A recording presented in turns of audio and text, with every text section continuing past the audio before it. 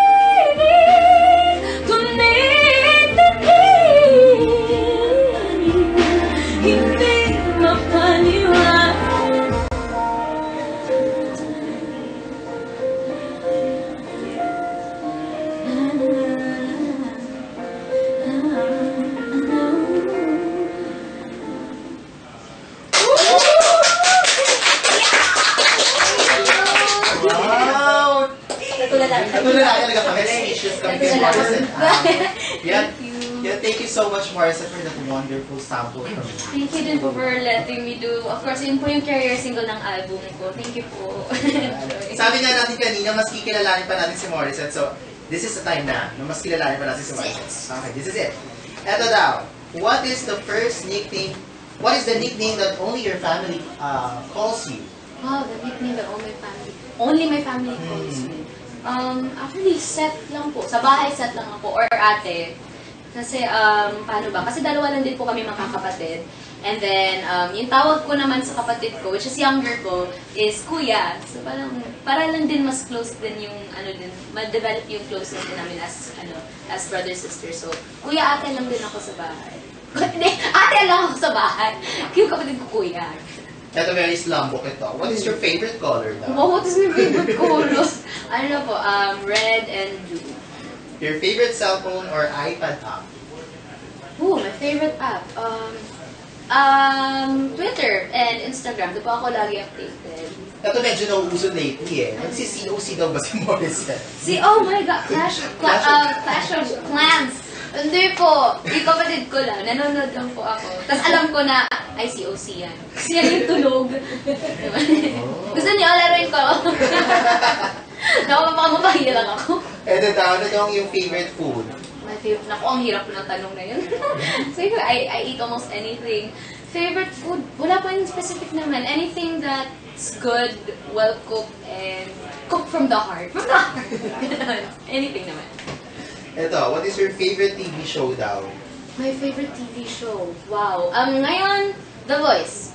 The Voice sa States. Yun lagi pinapanood ko. Ito, your favorite movie. Give us top 3 daw. My favorite movie. Top 3, I like Up from Disney Pixar. And I also like August Rush. And local, Crazy Beautiful You. Naging favorite ko siya. Ganda. Ito daw, your favorite OOTD. Your daily. My daily OOTD or my usual OOTD would be skinny jeans with a loose top and plus 3, hidden wedge from Skechers. Yay! The brand! Thank you! Ito, your favorite ano daw? Favorite celebs or singers? Top 3. Top 3 favorite singers locally would be Sarah Geronimo and female and male. Sarah Geronimo, Regine Velasquez, Christian Bautista. Here. Ano daw ang favorite mong gawin when you're not busy sa work?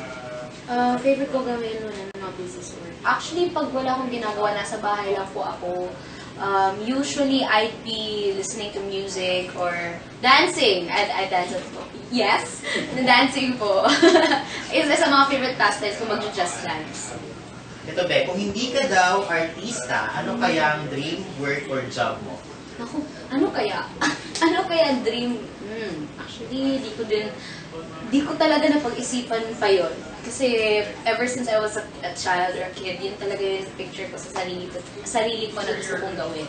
So ngayon, parang I'm really doing my best na yun talaga yung gagawin ko for habang buhay. Yun talaga. Makahanap din ako. Sige na. Sasagutin ko yun. Si Morissette Amon daw ba ay may hidden talent? May hidden talent? Parang kailangan ko pa din i-discover ko ano yung hidden na yun. Pero syempre, may talent tayo. Very gifted yung pag-whistle. Ay, hindi na hidden eh. Okay, so, ito daw, 5 songs na malapit sa puso ni Morissette and why? Wow, 5 songs na malapit sa puso ko.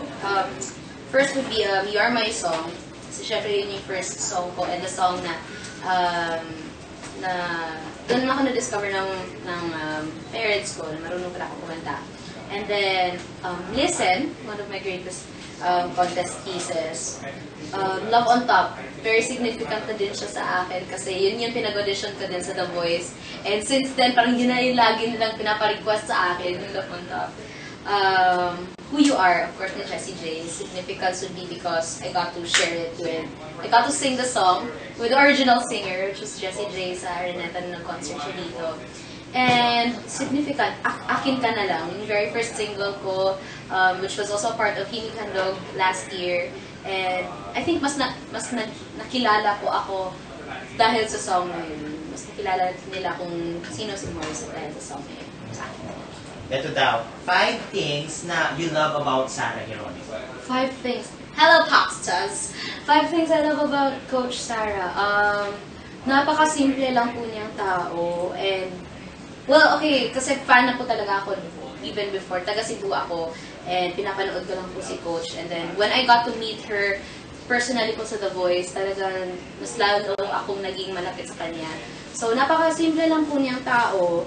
Of course, very God-fearing siya and pagmahal sa family niya. Yung pagmamahal din niya sa fans, sobrang matindi. Yung passion din niya sa pag-perform niya. And, what else? Naku, napakarami. Yung mga songs, of course, ni Coach Sarah na lagi ko rin kinakanta ko dahil. Ito daw, kung babalikan daw natin ang journey ni Morissette, ano daw song ang magre-represent para sa journey na yun? Wow.